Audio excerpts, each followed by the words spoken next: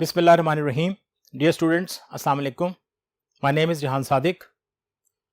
बेटा, अब जो हम नॉन ट्रेडिंग में इनकम एक्सपेंडिचर और उसकी बैलेंस शीट पे आगे चलते जा रहे हैं, हमारे सामने छोटी छोटी चीज़ें, छोटे छोटे मसले मसाइल सामने आते जा रहे हैं। अब मेरी कोशिश यही है कि मैं कुछ ऐसे सवाल आपको यहाँ करवाऊँ जिसमें पीछे जो इतने दिन गुजर गए हैं वो वाली चीज़ें भी आ जाएँ, रिवाइज़ हो जाएँ और छोटी छोटी नई बातें भी आपके सामने आ जाएँ। तो जब कोई नई बात सामने आती है तो आप उसे ज़रूर किसी कॉपी पर नोट कर लिया करें ताकि आइंदा उसे हल करते वक्त कोई मसला ना हो। अब आज जो एक सवाल मैंने उठाया है, जो बना के आपके लिए लेके आया हूँ, उसमें भी चंद एक बातें नई होंगी, आपको मैं हाईलाइट कर दूंगा कि ये बात इससे पहले डिस्कस नहीं हुई, उस पर ज़रा आपने गौर करना है, उसको नोट करना है। होता क्या है, आपकी किताब में ना बहुत सारी चीज़ें हैं जो फैली हुई हैं, बहुत सारे सवाल। अब वो सारे सवाल करना पॉसिबल नहीं होता। कुछ सवाल आपके यूं समझ लें लेवल पे नहीं आ रहे होते, वो मुश्किल हो जाते हैं बहुत। तो हम क्या करते हैं, वहां से कुछ मेन एडजस्टमेंट्स उठा लेते हैं और वो आपको यहाँ पर करवा देते हैं। तो अब जो जो चीज़ें आपको करवाई जा रही हैं उन पे आप ध्यान दीजिएगा।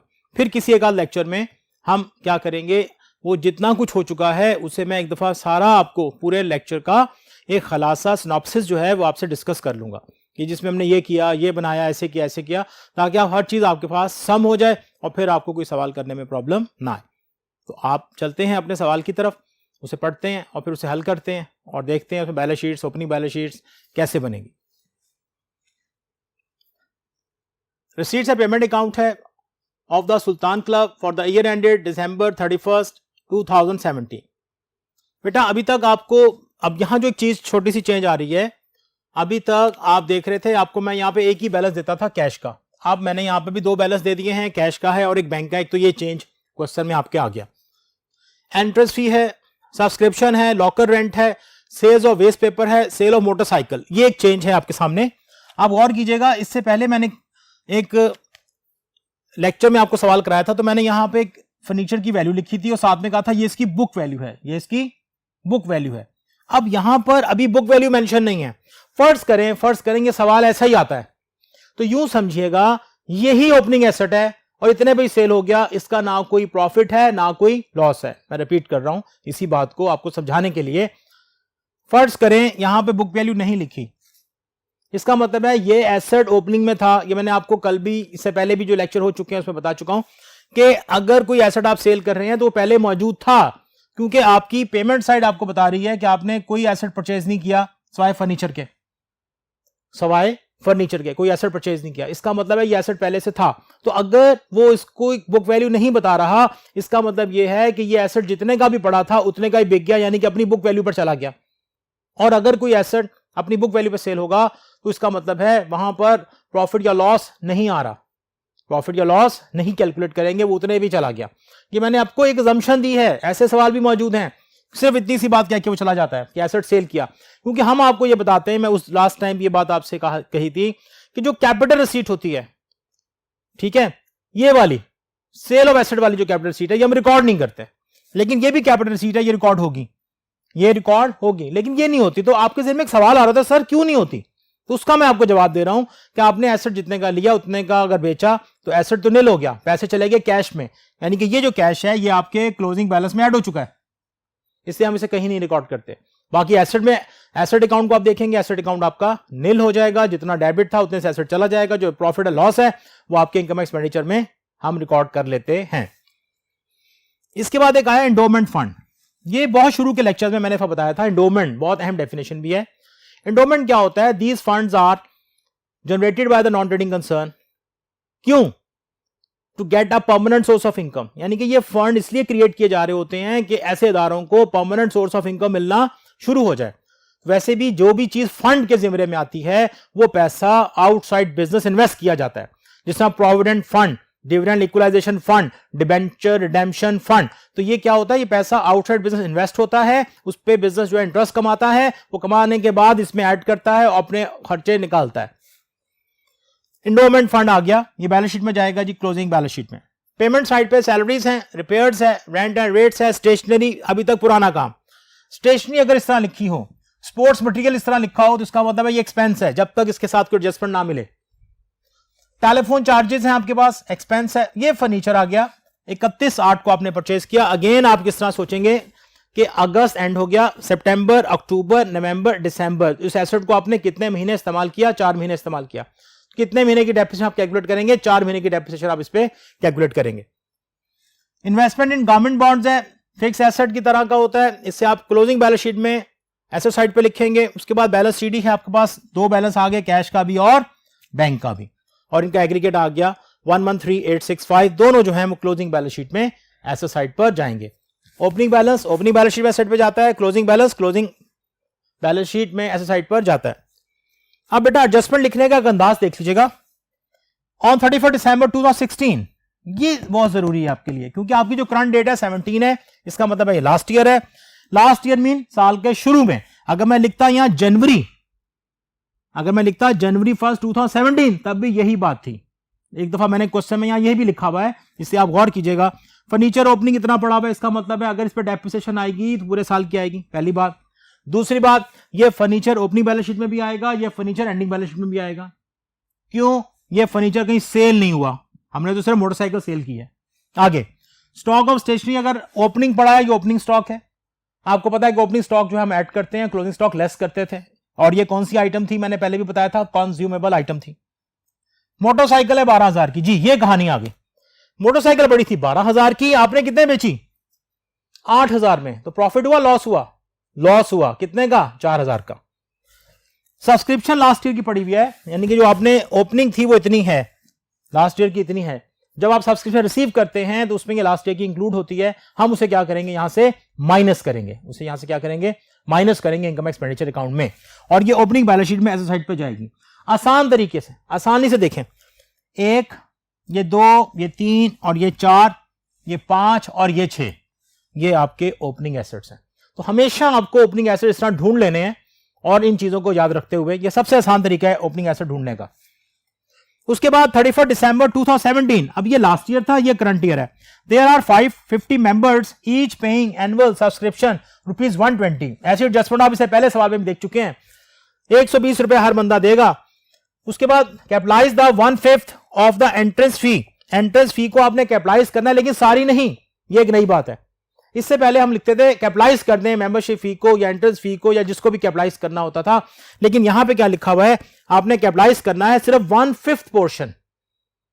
अब आप देखिए एंट्रेंस फी कितनी है, इसका 1/5 लेंगे, 4,000 बनेगा, उसे कैपिटलाइज करना है। इसका मतलब है वो यहां पे नहीं आएगा, वो बड़ा आसान सी बात होती है, इसको कैपिटलाइज करते हैं। मैंने पहले भी कई दफा बता चुका हूं, जो चीज कैपिटलाइज होगी वो क्लोजिंग बैलेंस शीट में चली जाएगी। तो 1/5 कैपिटलाइज करेंगे तो 1/5 ही क्लोजिंग बैलेंस शीट में जाएगा। उसके बाद 4 depreciation on furniture eight 10% per annum. Understood है, 10% लेना है। अब फर्नीचर आपके पास 2 जगह मौजूद है, एक साल के शुरू में मौजूद था और एक आपने अभी परचेस किया था। इस पर पूरे 12 महीनों की डेप्रिसिएशन आएगी और इस पर 4 महीनों की डेप्रिसिएशन आएगी।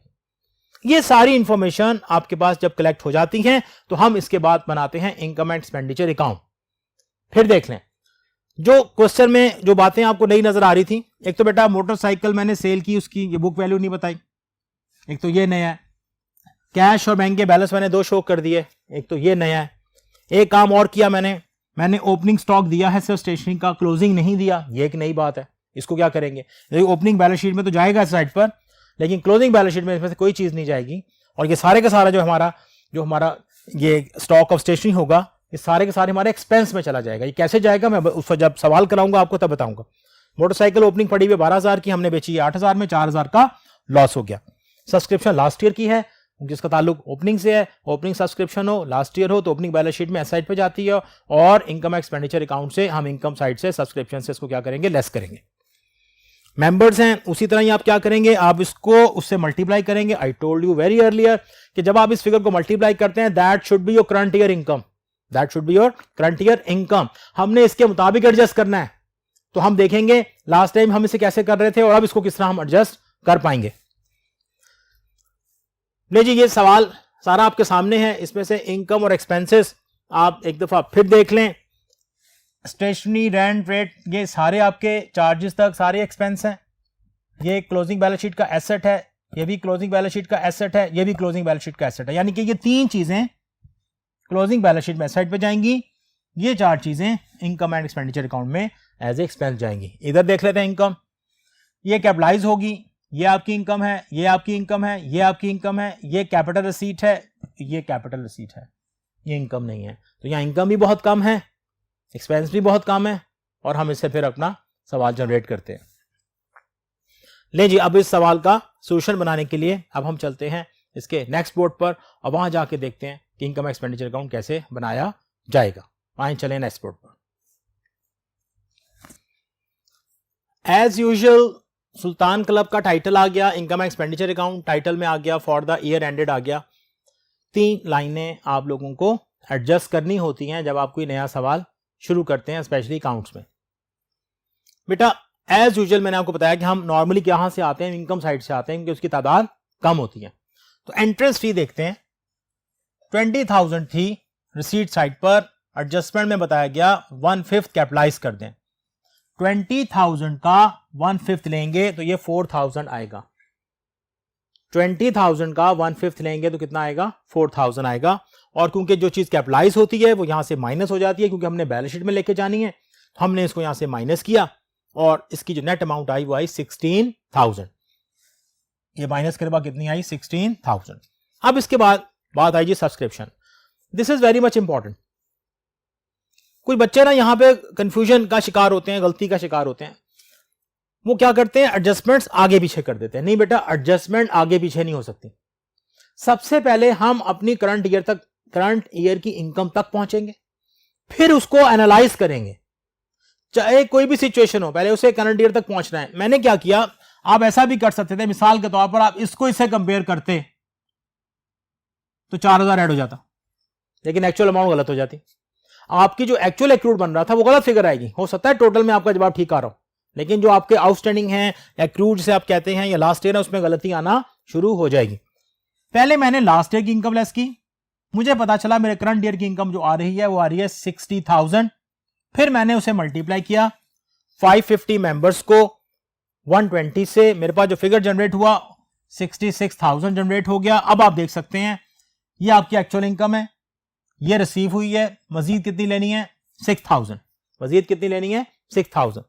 अब ये जो आपने इनकम ऐड की है ये जाएगी क्लोजिंग बैलेंस शीट में एसेट साइड पर, और ये जो आपने लेस की है ये जाएगी ओपनिंग बैलेंस शीट में एसेट साइड पर। फिर देख लें, हमेशा किसी भी इनकम को, ये नया पॉइंट था आपके लिए, कभी आपने इनकम या एक्सपेंस को मैच करना हो किसी चीज से, तो पहले उसे करंट पिक्चर पे लेके आए, उसमें वो तमाम चीजें निकाल दें जो उसके पिछले साल की हैं या आने वाले साल की हैं, वो निकाल दें, फिर देखें वो कितना बनता है, फिर आप उसे मैच करेंगे। फिर आप उसे मैच करेंगे उसके करंट ईयर से कि इसमें कितनी एक्सपेंस या कितनी इनकम होनी चाहिए थी। तो मैंने पहले लास्ट ईयर की चीजें माइनस की, करंट ईयर की चीजें इसमें ऐड की, मेरे पास जो एग्रीगेट आया दैट इज 66,000 आ गया। इसके बाद लॉकर रेंट है, लॉकर्स रेंट पे कोई एडजस्टमेंट नहीं थी, 14,625 है। उसके बाद सेल ऑफ वेस्ट पेपर है, बेटा ये आपकी इनकम होती है, मैंने इसको लिख दिया 10,000। अब एक्सपेंस साइड पे हम जा रहे हैं, सैलरीज पे कोई एडजस्टमेंट नहीं थी 30,000, repairs 6,860, rent and rates 10,500, telephone charges 15,000, stationery, ये बहुत इंपॉर्टेंट एरिया है अब आपके लिए। बेटा इससे पहले आप क्या करते थे, एक तो ये कंज्यूमेबल आइटम है, देखें ओपनिंग स्टॉक मेरे पास पड़ा था 5,000, परचेज मैंने की 20,000, हो गई 25,000। अब मुझे सवाल में, जो हमने इससे पहले बोर्ड पे एक सवाल पढ़ा था, उसमें उसने ये नहीं बताया कितनी बची। अगर कोई चीज ना बचे, अगर कोई चीज बच ना रही हो, स्टॉक में ना दी हो, तो इसका मतलब है वो सारे का सारा यूज हो गई, एक्सपेंस हो गई। इसलिए मैंने ओपनिंग स्टॉक इस परचेजेस में ऐड किया और 25,000 एज एक्सपेंस लिख दिया। अगर यहां क्लोजिंग स्टॉक होता तो मैं इसका यहां टोटल लेता 25,000, फिर लेस करता क्लोजिंग स्टॉक, जो मैंने इससे पहले लेक्चर्स में आपको करके दिखाया। तो ये पिक्चर दिखाना बहुत जरूरी थी। बहुत बार बच्चे स्टॉक समझते हैं, गौर नहीं करते, ओपनिंग है क्लोजिंग है, वो माइनस कर रहे होते हैं, कहीं प्लस कर रहे होते हैं, तो उससे गलती हो जाती है। इसके बाद डेप्रिसिएशन आपके पास आई। अब डेप्रिसिएशन हमारे पास फर्नीचर था, ये भी मैंने आपको एक बात यहां पे नहीं बतानी थी कि एक एसेट पहले से मौजूद है, एक एसेट खरीदा तो उसमें क्या हो जाएगा, इजाफा हो जाएगा। ऐसा बहुत पहले मैंने एक सवाल करवाया था कैपिटल एक्सपेंडिचर और बिल्डिंग के हवाले से, कि कैपिटल एक्सपेंडिचर बिल्डिंग के आपने एडिशन इतने किए और उससे पहले जो साल के शुरू में थे वो इतने थे, वो भी उसमें ऐड हो गए थे। और वहां पे एडजस्टमेंट लिखी हुई थी कि आपने जितनी एडिशन है उस पर डेप्रिसिएशन, उसको इंक्लूड करके आपने डेप्रिसिएशन कैलकुलेट करनी है। अब यहां पे क्या है, आपके पास ओपनिंग जो एसेट था उस पे पूरे 12 महीने पूरे हो रहे थे, मैंने 10% लिया। जो एडिशन एसेट था उस पे 10% लिया 4 महीनों का। अब यहां पे फिर बेटा एक बात आपको सिखाने वाली एक बात थी, ये जो फिगर थी ये ऐसे नहीं आ रही थी, ये आ रही थी 666.66666, यानी कि इशारिये के बाद 5 से बड़ी रकम आ रही थी 6 6 6 6 और 6। हमने क्या किया, अगर इशारिये के बाद 5 या 5 से बड़ी रकम हो तो इशारिये से पहले वाली एक डिजिट में हम एक डिजिट ऐड कर देते हैं, उस अमाउंट में एक डिजिट ऐड हो जाता है।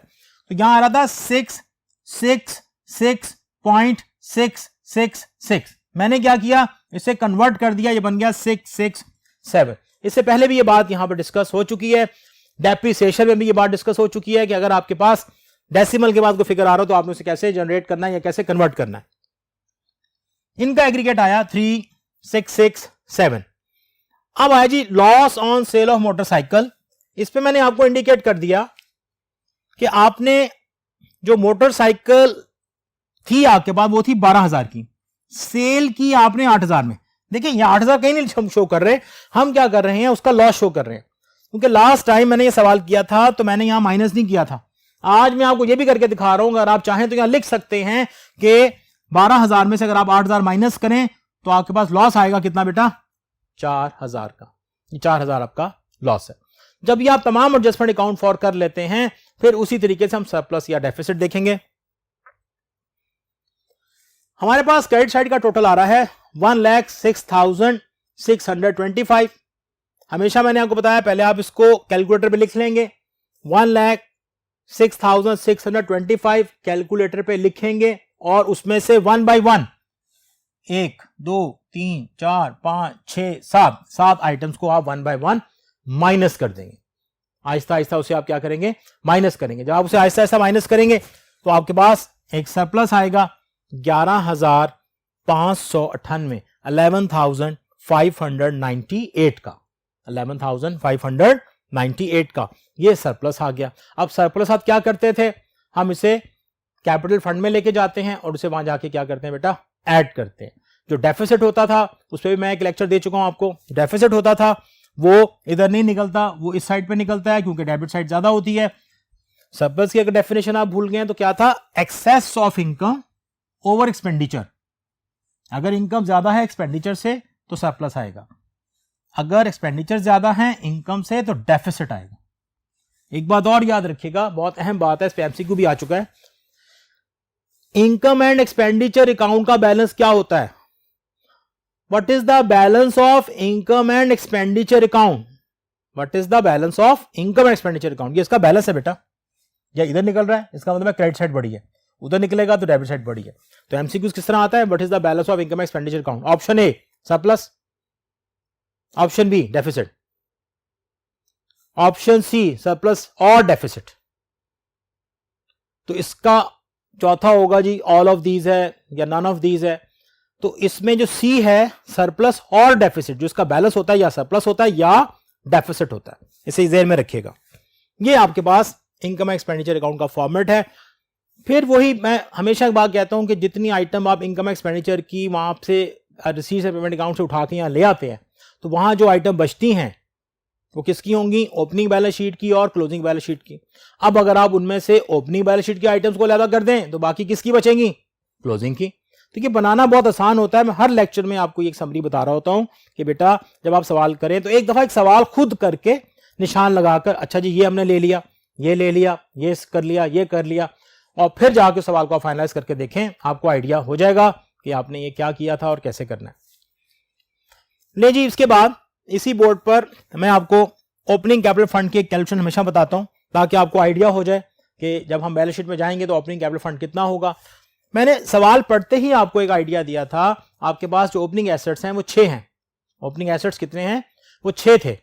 उसमें से 4 एडजस्टमेंट में गिवन थे बेटा लास्ट ईयर के, और 2 जो थे वो कैश और बैंक का बैलेंस था। फिर सुन लें, 4 एडजस्टमेंट में गिवन थे और 2 ओपनिंग बैलेंस था, बैलेंस बीडी। जब भी बैलेंस बीडी होता है ये कम से कम 1-2 आइटम्स ऐसी हैं जो आपको रट जानी चाहिए। बैलेंस बीडी जो होता है वो अपनी बैलेंस शीट में कहां जाता है, एसेट साइड पर जाता है। अब आप क्या करेंगे, कैश था, बैंक था, ये डेबिट साइड पे था, रिसीट साइड पेमेंट अकाउंट की।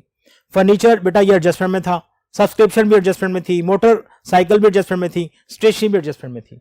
जब आप इन सबको ऐड करेंगे, यहां पर आपके पास ओपनिंग लायबिलिटीज नहीं थी। मैंने अभी शुरू में बताया कि मैं अब क्या कर रहा हूं, मैं कुछ सवाल आपको ऐसे कराऊंगा कि जो तमाम पीछे वाली चीजें रिवाइज भी कर देगा और वो थोड़े आसान भी होंगे, कॉम्प्लेक्स नहीं होंगे, मतलब ज्यादा मुश्किल से सोचना नहीं पड़ेगा। तो अभी मैंने कोशिश ऐसी की है कि ओपनिंग बैलेंस शीट में सारे ऐसे उठा लिए जाएं, फिर मैं किसी एक सवाल में ओपनिंग बैलेंस शीट में कोई लायबिलिटीज भी दिखा दूंगा आपको, फिर वो सारा एक हिस्सा रिवाइज हो जाएगा। Last year, current year, coming year के तमाम फेजेस आप गुजर जाएंगे और फिर आप कभी भी कोई सवाल बहुत बखूबी कर सकते हैं। नहीं जी, सरप्लस निकालने के बाद अब बेटा हमारा जो नेक्स्ट स्टेप होगा वो होता है इसकी बैलेंस शीट। हमने इसकी क्लोजिंग बैलेंस शीट बनानी है और क्लोजिंग बैलेंस शीट बनाने के लिए बेटा मुझे फिर इसके तीसरे बोर्ड पे जाना पड़ेगा। तो आए चलते हैं तीसरे बोर्ड पर और देखते हैं क्लोजिंग बैलेंस शीट कैसे बनाई जाएगी। बैलेंस शीट भी बेटा 3 title, Sultan club balance sheet, as on, assets, liabilities and capital fund, current assets. अब करंट एसेट में यहां पे सिर्फ 2 ही एसेट शो हो रहे हैं, छोटी सी बैलेंस शीट है ताकि आप आसानी समझ जाएं। कैश का क्लोजिंग बैलेंस था, कैश का क्लोजिंग बैलेंस था, रिसीट पेमेंट अकाउंट का बैलेंस सीडी आपको याद होना चाहिए, आप देख लेंगे। एक्रूड सब्सक्रिप्शन थी जो इस साल ऐड हुई, 6,000 रुपए, ये सब्सक्रिप्शन में आपने ऐड किए थे 6,000 रुपए। एसेट्स ये भी छोटे से थे बेटा, मोटरसाइकिल तो हमने बेच दी, ठीक है। फर्नीचर पड़ा था एक, फर्नीचर मैंने लिया 50,000 का लिया, उसकी टोटल डेप्रिसिएशन थी 3667। अब 50,000 का फर्नीचर कैसे हो गया, इसमें 2 फर्नीचरों की वैल्यू हमने ऐड कर दी है, एक ओपनिंग में पड़ी थी 30,000 और एक मैंने परचेज की थी 20,000। दोनों पे जो डेप्रिसिएशन थी वो कितनी थी, 3667। आपने इसको माइनस किया and you have the figure like that, आपके पास एक फिगर आ गई 4633। इसके बाद आपके पास एक और एसेट पड़ा हुआ था, दैट इज गवर्नमेंट सिक्योरिटीज, वो थी 30,000 की।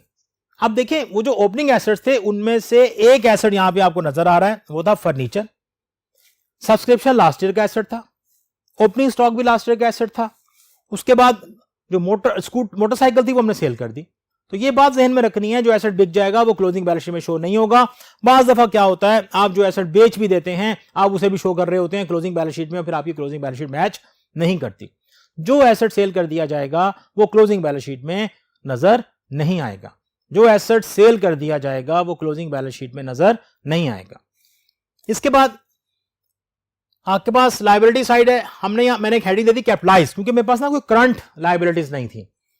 तो एक तो एंट्रेंस फी थी, आपको याद होगा 1/5 आपने कैपिटलाइज की थी, वो बनी 4,000। एक था एंडोमेंट फंड 50,000 का। ये सिर्फ 2 लायबिलिटीज थी। ये मैंने आपको बताया ना, सवाल छोटा इसलिए कर दिया है ताकि आप इनकी आइटम्स को बहुत बाखूबी समझ जाएं कि किसको क्या करना है, कौन सी आइटम कहां पड़ी है। कैपिटल फंड आपने लिखा, ओपनिंग बैलेंस लिया, ये बेटा ओपनिंग कैपिटल था। अगर आप उसको देखें, ओपनिंग कैपिटल में जितनी फिगर्स आपने ऐड की थी 130600 उसका टोटल आ रहा था। उसके बाद आपने इसमें ऐड किया सरप्लस, तो इसका जो एग्रीगेट आया 142198। जब आप ये लिख लेते हैं उसके बाद आप दोनों साइड का टोटल करेंगे and the total should be matched. अगर ये मैच हो जाता है तो आपकी बैलेंस शीट ठीक है। वैसे अकाउंट्स में एक बहुत अहम एक फेज होता है कि बैलेंस शीट का बराबर होना भी इस बात की दलील नहीं होती कि वो ठीक है। ये बड़ी अजीब सी एक स्टेटमेंट है, उसके लिए आपकी प्रैक्टिस बहुत काउंट करती है। बाद में बच्चे बहुत हंसी खुशी बाहर आते हैं कि जी मैंने बैलेंस शीट टैली कर दी है, और जब उनके नंबर आते हैं तो उस सवाल में उसके पूरे नंबर नहीं होते या आधे होते हैं, तो पता चलता है बैलेंस शीट गलत थी। तो बैलेंस शीट टैली की जा सकती है, लेकिन कोशिश करें बैलेंस शीट बिल्कुल सही टैली हो, बिला वजह टैली ना कर दें। तो ऐसा होता है, कुछ बच्चे इसको टैली कराते हैं, बाद दफा क्या करते हैं एक साइड का टोटल किया, कुछ बच्चों को ज़हन में ये भी होता है एक साइड का टोटल आया दूसरा भी यही होगा, लिख दिया बस। ये नहीं देखा कि ये टोटल तो मैंने यहां लिख दिया, क्या ये टोटल यहां मैच हो रहा है, या इसका टोटल यहां आ गया, इसको यहां लिखा, क्या ये देखा इसका मैच हो रहा है। तो वो अपनी तरफ से बड़े खुश होते हैं, ये 2 फिगर्स टैली करके वो कहते हैं जी दूसरा टोटल चेक नहीं करते, एक कॉलम का टोटल करते हैं दूसरे का चेक नहीं करते, बहुत बड़ा ब्लंडर करते हैं और फिर बाद में रो रहे होते हैं ये क्या हो गया। तो ऐसा नहीं कीजिएगा, थोड़ी सी मेहनत कर लें, देख लें, सोच लें, समझ लें, आप क्लोजिंग बैलेंस शीट बना देंगे। नहीं बेटा, अब आज के सवाल में जो बातें आपके सामने आई, एक तो मैंने ओपनिंग बैलेंस 2 शो किया, मैंने एक एसेट सेल किया लेकिन बताया कि वो ओपनिंग एसेट कैसे था। उसके बाद आपने इसमें कुछ एडजस्टमेंट्स की और एडजस्टमेंट में मैंने एक चीज़ जो स्टेशनरी में बताई, ओपनिंग स्टॉक शो किया, क्लोजिंग नहीं किया, ताकि पता चले सारे का सारा एक्सपेंस है तो सारा कंज्यूम हो जाएगा। ये वो तमाम चीज़ें थी जो कहीं ना कहीं किसी किसी सवाल में फैली हुई हैं। अब कोशिश मेरी फिर यही है कि सवाल को मज़ीद कोई सवाल आसान बनाकर और कोई मज़ीद एडजस्टमेंट जो टेढ़ी मेढ़ी हो वो आपके सामने लाकर हम कोई एक नया सवाल करें। तो इंशाअल्लाह अगले लेक्चर में फिर मुलाकात होगी। तब तक के लिए इजाज़त दीजिएगा। अपना ख्याल रखिएगा। अल्लाह हाफ़िज़।